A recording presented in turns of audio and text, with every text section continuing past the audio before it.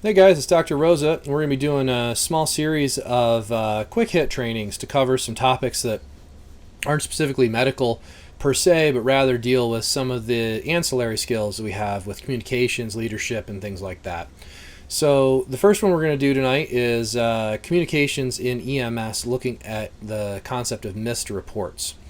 And so the missed reports are a concept that comes out of military medicine. And so this is a systematic way of discussing a patient's injuries and the treatments that have been done so that they could have a consistent and reliable handoff from provider to provider in the pre-hospital setting, and then handoff to the hospital or to the surgical center when they get the patient there. And so it is a bit of a structured way of talking about this stuff, but I think there's a big benefit to that, because I think a lot of us, when we've learned how to give presentations, we kind of picked up our own style or learned from whoever taught us what their favorite way of presenting was, and then maybe put our own little spin on it, and you get this kind of diversity of ways that we can present. And I think there's a reasonable argument that you should have your own style of doing this. But there are some benefits to doing this in a very structured way. And so what are those benefits? So the first off is, if you have a structured way of doing this, it's harder to forget, especially when you're on the second night of a two-day set. You're exhausted. It's the middle of the night. You've been woken up. All these different stressful things can happen. You're in the middle of a mass casualty setting or some other hectic environment. And in those settings, having that kind of structure makes it easier to reliably do this stuff without forgetting stuff. Also, again, coming out of the military, having a consistent way of interfacing with the people working with us, there's a big benefit in that it makes that communication safer and more reliable. And there's some good research on that. And actually, the Missed Report article that we'll talk about a little bit, that was written by a friend of mine, Mike Schertz, discusses that reliability and the ability of the person receiving the report to actually remember what you said and to not miss critical information. Also, speed is important. So if we have a critically ill or injured patient, getting through the sign-out process or the handoff process quickly so that the next providers can kind of engage with caring for that patient is very key.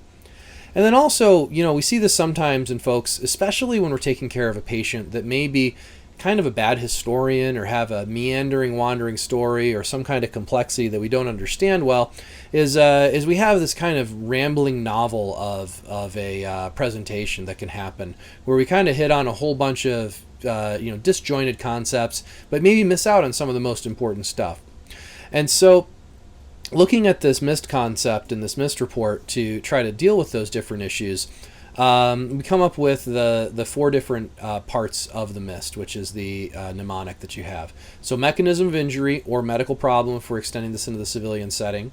What are the patient's injuries, or what is the illness? And that's where you have some more details that go into that. What are the signs and symptoms? And we include things like pre-hospital testing, like 12-lead EKGs, blood glucose, breath alcohol if we know it, things like that. And then what is the treatment and what was the response, which is really important. And like I said, this has been something that I've been teaching various different agencies and organizations when we're doing handoffs, especially people who maybe don't have a lot of medical training and we're trying to spin them up pretty quickly. We've taught them this. And then my friend Mike Schertz, who's an ER doc on the West Coast, he runs a company called Crisis Medicine, and they put up a really brief article, and I'll put the link in the comments, so that you guys can take a look at that. And it's a brief discussion of implementing this concept into civilian EMS, and why that's valuable, and what the downside is of not having a structured system of doing this. So going into a little bit more detail here. So, if we're talking about the injury or illness, it's pretty easy for trauma. We just go head to toe. And that's, really kind of a structure in and of itself, using the patient's anatomy as a structure of how we're going to talk about where the holes are, what's broken, what other issues we have. Certainly, if we have something focused like a cardiac alert or a STEMI alert, we're going to look at the 12-lead, and we're going to talk about that in that section. If it's a stroke, what's our Cincinnati findings? What are focal neurologic findings we have? Or if we just have a general pre-hospital medical complaint, we can go right back to the thing I learned 20-some years ago in EMT school. OPQRST is a structured way of describing a symptom, so that we don't forget different aspects of that. Then when we go to the signs and symptoms, we can talk about our exam findings.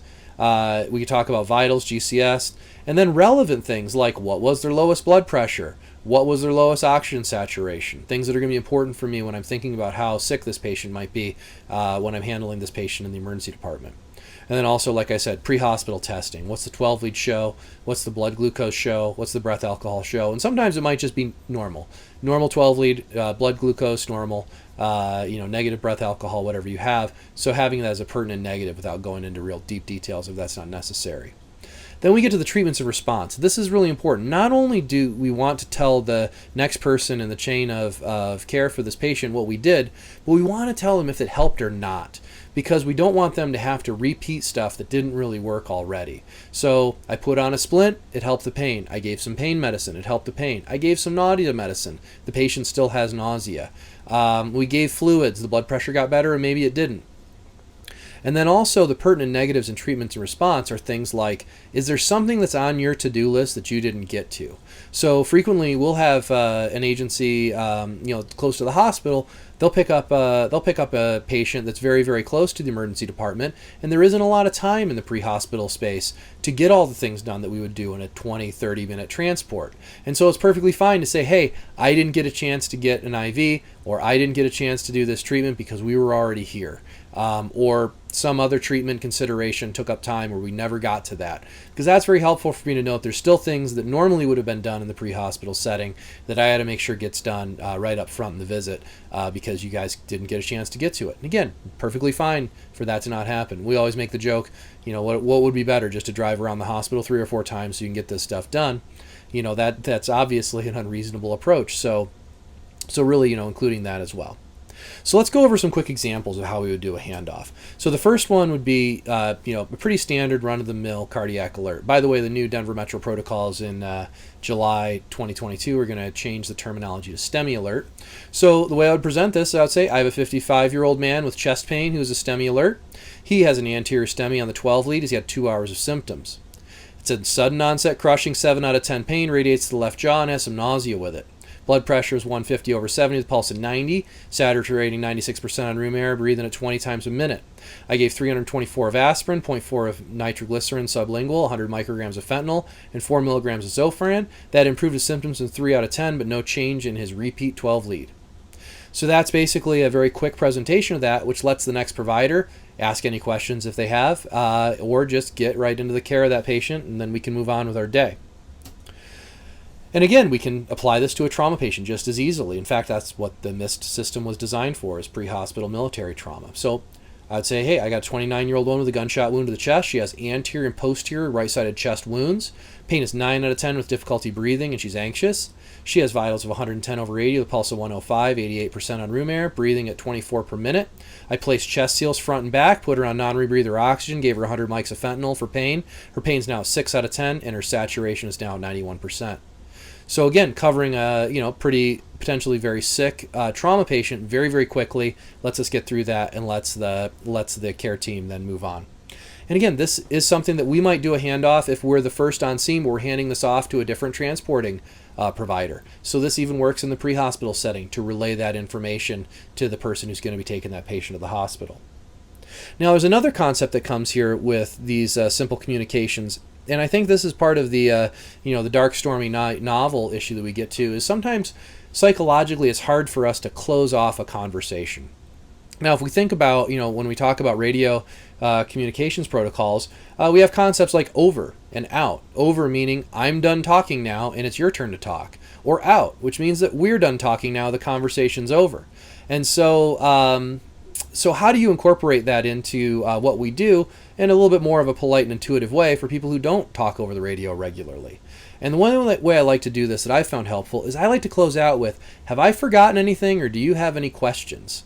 And I think this is really good. First off, this is a very humble approach to closing out this concept of, maybe there is something that I've forgotten. Maybe there are questions that I haven't answered. And this tends to disarm the ego, both for me to say, have I forgotten anything, but also for the person who I'm talking to, because I'm asking them if they have any questions. It also sets them up for their favorite answer, which is no. And we'll talk about that in one of the future videos, where we're going to talk a little bit about negotiations and the power of getting people to the answer no rather than the answer yes. Because that's what we want them to say. No, I don't have any questions, and I don't think you've forgotten anything, which closes out that handoff and lets us move on. So again, taking a look at this this graphic out of the crisis medicine website, which lays out the different concepts of the MIST report and how that works out with pre-hospital civilian side use. And I'd like you to take a look at that article if you can, and then start trying to use this and let me know what you guys think of how it works. If you guys have any issues, get in touch with me. Thanks for all that you guys do, and take a look at some of these other videos that we're going to put out shortly that will cover other parts of communications, like an SBAR report and things like negotiation. And we're going to go over a really good book if you're looking for something to read.